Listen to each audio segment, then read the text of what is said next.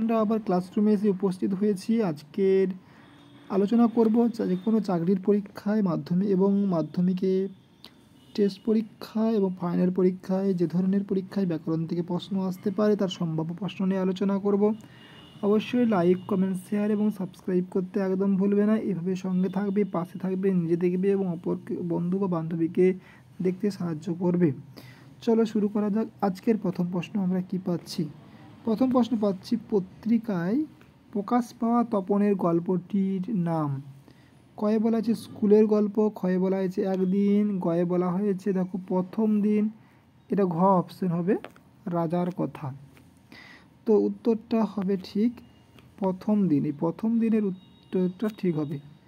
এবার আসছে 2 নম্বর প্রশ্ন। 2 নম্বর প্রশ্নে বলা হয়েছে যে গিরিশ মহাপাত্রের বয়স। কয়ে বলা হয়েছে 40 থেকে 42-এর অধিক, ক্ষয়ে বলা হয়েছে 30 থেকে 32-এর অধিক, গয়ে বলা হয়েছে 30 থেকে 32-এর কম, ঘয়ে বলা হয়েছে 30 থেকে 32-এর অধিক নয়। অবশ্যই এই উত্তরটা ঠিক হবে, 30 থেকে 32-এর অধিক নয়। এবার আসছে 3 নম্বর প্রশ্ন। 3 নম্বর প্রশ্নে বলা হয়েছে যে জগদীশবাবু বিরাগীকে প্রণামী দিতে চেয়েছিল 1000 টাকা। পরেরটা হবে ক্ষয়েরটা হবে দেখো কি বলেছে 500 টাকা, গয়ে বলা হয়েছে 101 টাকা, ঘয়ে বলা হয়েছে 100 টাকা। উত্তর হবে 101 টাকা। এবার আসছি 4 নম্বর প্রশ্ন। 4 নম্বর প্রশ্নে বলা হচ্ছে যে কালো ঘোমটার নিচে অপরিচিত ছিল। কি অপরিচিত ছিল? কয়ে বলে যে তোমার চেতনাতীত রূপ, তোমার রহস্যময় রূপ, তোমার আরণ্যক রূপ, তোমার মানব রূপ। অবশ্যই উত্তর ক্ষয়টা ঠিক হবে, তোমার মানব রূপ।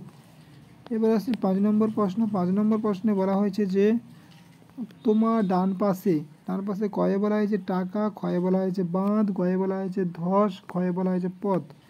অবশ্যই তোমরা জানো ধস। অবশ্যই সাবস্ক্রাইব করবে। তারপর দেখো 6 নম্বর প্রশ্ন বলা হয়েছে যে অট্টরোলের হট্টগোলে স্তব্ধ। কি জানতে চাওয়া হয়েছে? কয়ে বলা হয়েছে চরাচর, ক্ষয়ে বলা হয়েছে মহাকাল, গয়ে বলা হয়েছে গগনতল, গয়ে বলা হয়েছে গিরিশিখর।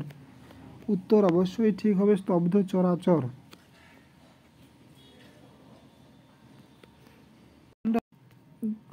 দেখো 8 নম্বর প্রশ্ন আমরা কি পাচ্ছি? কঙ্কাবতী ও ডুমরুধর এর স্বনামধন্য লেখকের নাম। কয়ে বলা হয়েছে তারাশঙ্কর বন্দ্যোপাধ্যায়, ক্ষয়ে বলা হয়েছে শরৎচন্দ্র চট্টোপাধ্যায়, গয়ে বলা হয়েছে তৈলক্যনাথ মুখোপাধ্যায়, ক্ষয়ে বলা হয়েছে বিভূতিভূষণ বন্দ্যোপাধ্যায়। অবশ্যই উত্তর হবে তৈলক্যনাথ মুখোপাধ্যায়। দেখো 9 নম্বর প্রশ্নে কি বলা হয়েছে? 9 নম্বর প্রশ্নে বলা হয়েছে যে বিভক্তি শব্দের অর্থ কী?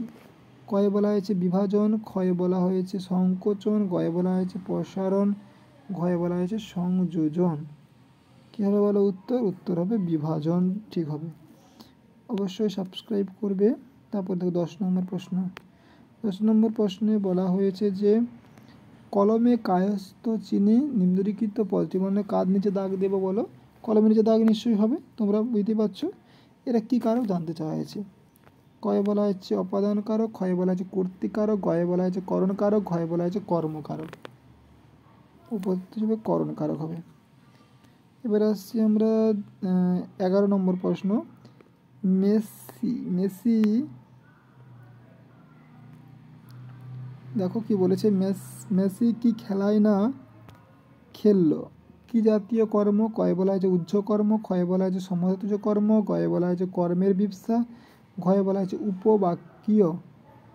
বাক্যীয় কর্ম। এটা বানানটা ভুল আছে, উপবাক্যীয় বানানটা, এটা উপবাক্যীয় কর্ম। তাহলে উত্তরটা কি জানতে হবে বলো তোমরা? উত্তরটা হবে সমধাতুজ কর্ম। একই ধাতুর থেকে উৎপন্ন হয়েছে, যে দেখতে পেয়েছো, তাই এটাকে হবে সমধাতুজ কর্ম। এই উত্তরটা ঠিক হবে। এবার আসছি 12 নম্বর প্রশ্ন। 12 নম্বর প্রশ্নে বলা হয়েছে যে আর কাউকে পায়ের ধুলা দিতে দেননি সন্ন্যাসী। এখানে নিম্নরেখ পদটি, নিম্নরেখ বলতে এখানে বলা হয়েছে যে পায়ের নিচে দাগ হবে।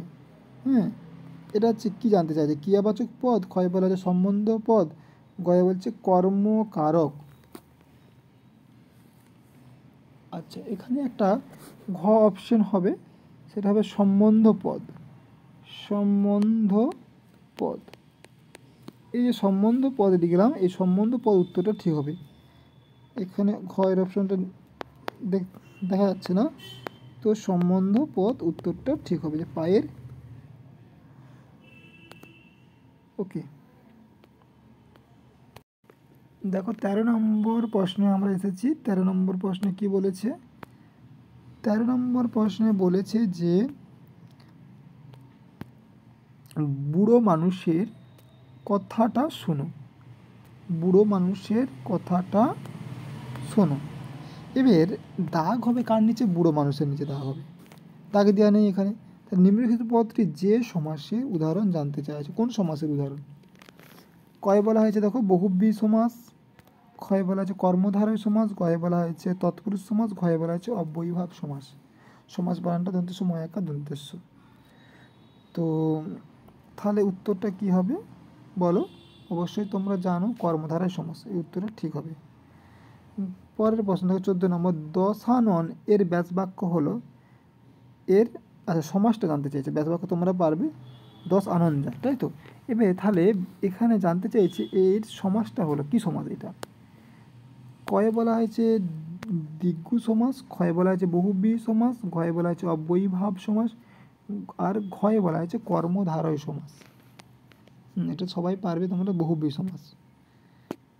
আচ্ছা, এবারে 15 নম্বর প্রশ্ন পাবো আমরা। 14 নম্বর প্রশ্ন, আচ্ছা 14 নম্বর প্রশ্ন, দশানন এর সমাস হলো, এটা বললাম।